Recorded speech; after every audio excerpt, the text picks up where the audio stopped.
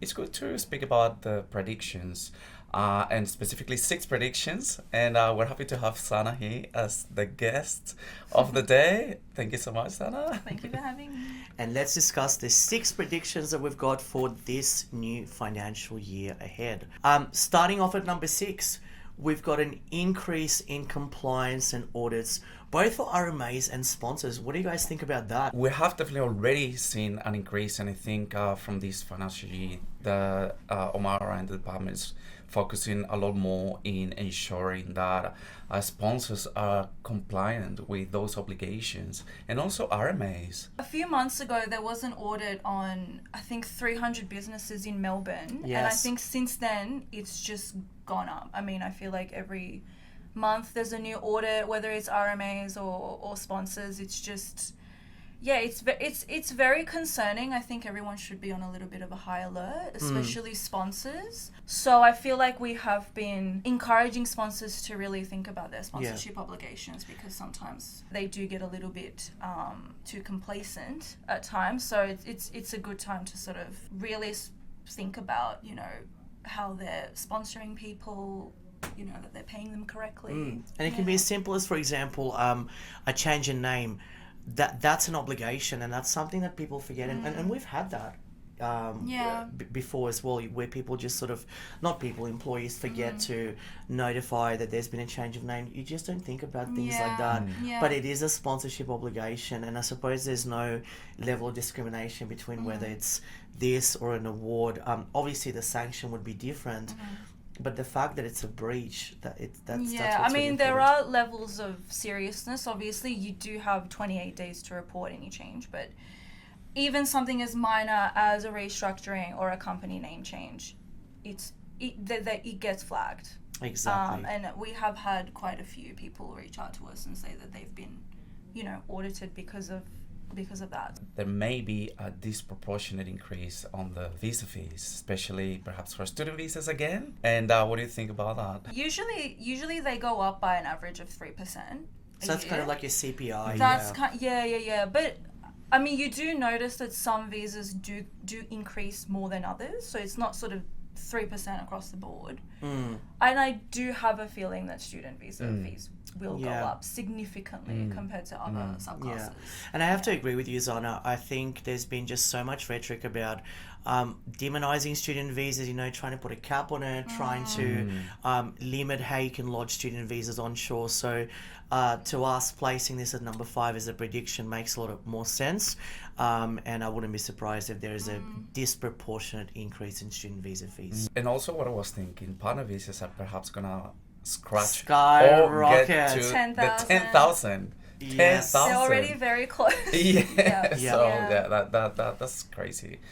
But like I always say, partner visas is a permanent visa. I mean, provided that obviously the couples remain together. But every pathway at the end sort of costs the same. Yeah, it's sort of, when you add the, I suppose, legal fees, if you've got a sponsorship visa and there's 2 applications, it kind of goes over that sort of 10 to 15K mark. But I do think that there will definitely be an increase in student visas and probably family-related visas, just because there's also backlog as well with both at the moment. I wonder if SID visas will also increase. I know they increased just recently, but I'm curious if they'll go up again. So that'll be interesting to see. We'll have to wait and see. Yeah. So we've also heard news that the New South Wales state government might also have the opportunity to nominate people for the NIV visa. So what have we heard about that? When the National Innovation Visa was first introduced, I think it's important to keep in mind that it replaced the Global Talent Visa. So the idea was to remove, how there was 10 different categories and kind of make it a bit more broad and a bit more versatile, but getting the states involved, I suppose it moves back to that old model about having those global talent officers being able to nominate. So New South Wales, what they're trying to do is they're trying to attract the right skill set in terms of, well, who do we need here in New South Wales? I'm also aware that Queensland is looking into that particular model, but they haven't released much information other than the fact that they're considering nominating people, but New South Wales has actually done sort of a proper press statement about that. Yeah. And I think they're focusing on 4 or 5 different streams or different areas. And I also have heard that it's going to be more evidence-based. So, anyone making an application for NIV, I guess will have to think a little bit more carefully about their claims and whether they're genuine. In saying that, like it is an invitation for people to focus on that, because I feel that a lot of people believe that they have a talent, and we're not saying that they don't, but it have to be provable. Like apparently these teams are gonna be more looking into researching that these skills that are claimed are actually provable, that are proofs for that. So there has to be a special focus on that. But I think also the other element is that you can have a talent, but it needs to be translated into being able to be employable. So if you've got a talent that you can't really sort of apply to workforce, then that talent is a little bit redundant in a way. And that's where New South Wales is heading, looking to see what target sectors can actually be applied in real life, and that can be utilised. Your claims will have to be verifiable, but again, I don't think all of the applications are going to be state nominated. It's just that the New South Wales government will have an opportunity to nominate. And what would be the benefit of that? So let's say if I was to be nominated by New South Wales government, would there be a benefit in that? Yeah, so there is a priority fast-tracked applications. So if you do get nominated, then your application will be priority process. So I guess there is that. Our audience will love that. Yes, we love that. Yeah, we love priority processing. Anywhere we can. So apparently there's going to be an introduction for a new regional visa. What do we have to comment on that? With regional immigration, to be honest, it's sort of been put on a back foot during COVID. We did have the 491 and the 494 being introduced, and then the requirements around the 191 visa have really sort of relaxed. Zana, maybe you wanted to sort of fill us in on that, hey? Yeah, so, we had a face-to-face CPD session in Melbourne about like a week or two ago, and this did come up. So transitioning from 491 to 191, obviously there's certain residency requirements. It's interesting to note that it's actually quite lax and relaxed. So you don't necessarily have to have been living in a regional area for those 3 years in order to qualify for a 191.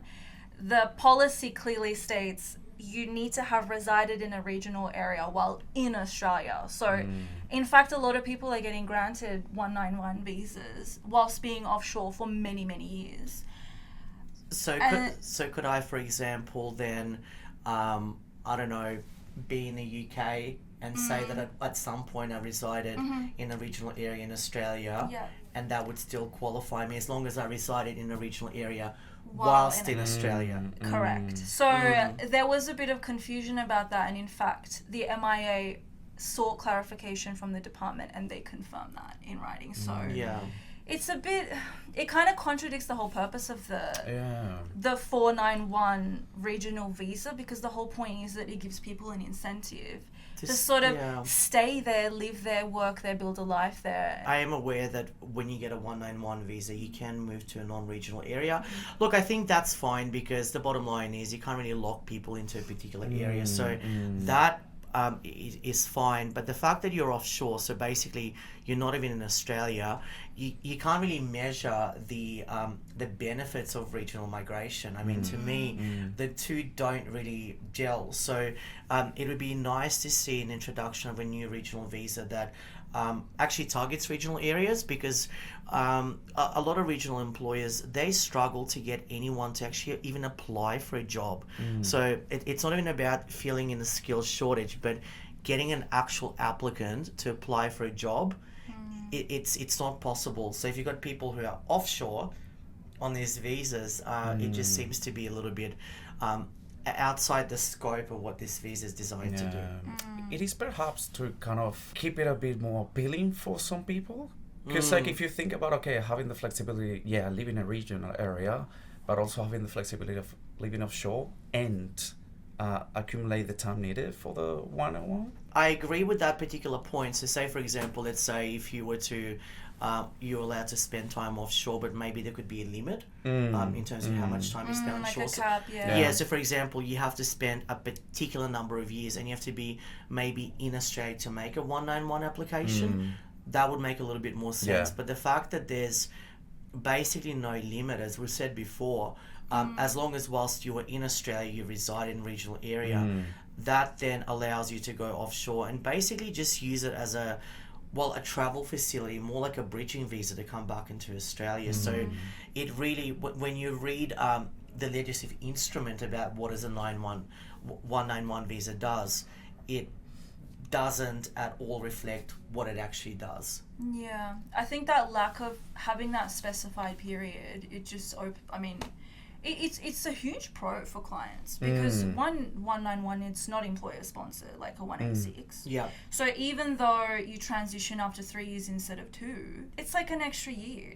But if you can travel and you don't have to be stuck in that one area for 3 years, there's a lot of incentive there, and I can see why a lot of people actually prefer sort of relocating to a regional area for that. So I think the government has sort of perhaps identified that that's a gap, and I know that there's a lot of employers that do talk about lack of skills that are available in regional areas.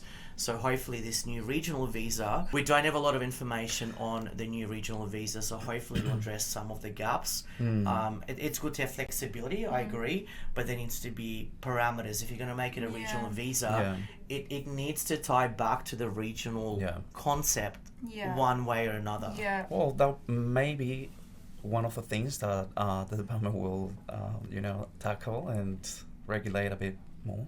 Put a condition to it. Yeah. Must live in a regional area for 2 years. Yeah. We'll wait and see how we go. And the fifth prediction is that general skilled migration might cease to exist. It has gone down by 60% since 2024.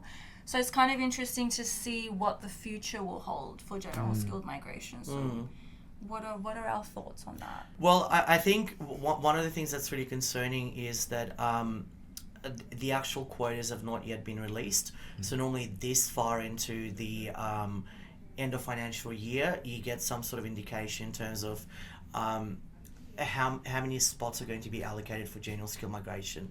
That is yet to be released. So that's concerning. And then given the fact that it has gone down by 60%, I wouldn't be surprised that it will stay the same or go down even lower. My prediction is it will go lower. And the fact that now states are jumping onto the NIV, that's a clear indication. To me, that's almost sort of a signed deal that general skill migration will no longer be a priority. Yeah, that's pretty big. And I guess this takes us back to the constant advice we usually give, which is to focus on employer, to focus on someone that can give you that sponsorship opportunity. And that continues to be like our main advice to our clients, Yep, exactly. If you are under 45, if you have an employer, if you have an occupation that's, managerial, professional, trades, you really shouldn't be looking at general skill migration. You need to be looking at the employer-sponsored pathway. And whilst I appreciate it takes a bit of time, you go from temporary visa to permanent visa, you get that permanent residency. The bottom line is you've got all these expressions of interest sitting in the background and they're just expiring and nothing happens, nothing eventuates. We've also heard through the grapevine that there might be at least maybe 10 to 13 new dharmas that will be introduced. Now, there are already 13 active dharmas, so having an additional 10 to 13 is pretty crazy. That's a lot of dharmas. My prediction is that it'll probably be in those states and territories that don't already have dharmas or have very few dharmas. Yeah, so Tasmania springs to mind. It's got quite an active general skill migration program, but given that we just spoke about the fact that that's dying, it will come as a no surprise if Tasmania gets either a state-based dharma or a particular sort of regional dharma. So that will well, I can't say definite, that may happen. We've also got Australian Capital Territory Yeah. that doesn't have a Dharma. Yeah, New South Wales only has one, which is the Orana. Yeah, I think those 3 states and territories, perhaps if they might be in those areas, it's kind of hard to tell. But it'll be interesting to see sort of, you know, what happens with the Dharmas. I think we do need more Dharmas. We do, yeah. And Yeah. also, if you have a look at the Northern Territory Dharma, what they've done is they've actually offered a 20% concession on the salary income threshold. And I think that's really important for your lower skilled occupations. So given that the CSIT's going to go up on 1 July, having more Dharmas or having Yeah. Dharmas in every state and territory is really going to help those regional areas. Businesses as Yeah. well. Yeah. And it is almost a double of the increase, you know, like from 13 adding 10 more. It's like almost double. Yeah. And like, why is it beneficial to have more Dharmas like in Australia? Well, I think it's more targeted because with Australia, it's such a big landmass, and you've only got one set of sort of occupation lists, just one consolidated occupation list. You've got one salary threshold for all occupations, which is a bit ridiculous. So basically, a cook has the same salary threshold as a neurosurgeon. So having Dharmas and having tailored lists makes a lot more sense than having just one list. I think it's going to be a lot more tailored and will just make a lot more sense for employers. That's the feedback that we've been getting. Why is it that a cook gets treated the same as a manager? And I think in addition to that, because the migration program has now made it more difficult to actually transition to permanent residency, like with the age caps and everything like that, with the 485 and not being able to apply for another student visa, I think more migrants are actually becoming sort of desperate for options because they either don't have the English required for a specific visa because it just keeps going up every year, or you know, they've kind of reached that age where they're no longer eligible and there's no way forward. So it does offer a lot of benefits to employers and employees. So I think it's good. I think we do need more Dharmas, especially for regional businesses who are struggling with the increase in the TISMET and the CSIT. And these are our 6 predictions for 2025-2026. If we have missed any, feel free to comment below and we will cover more of this in our next episode.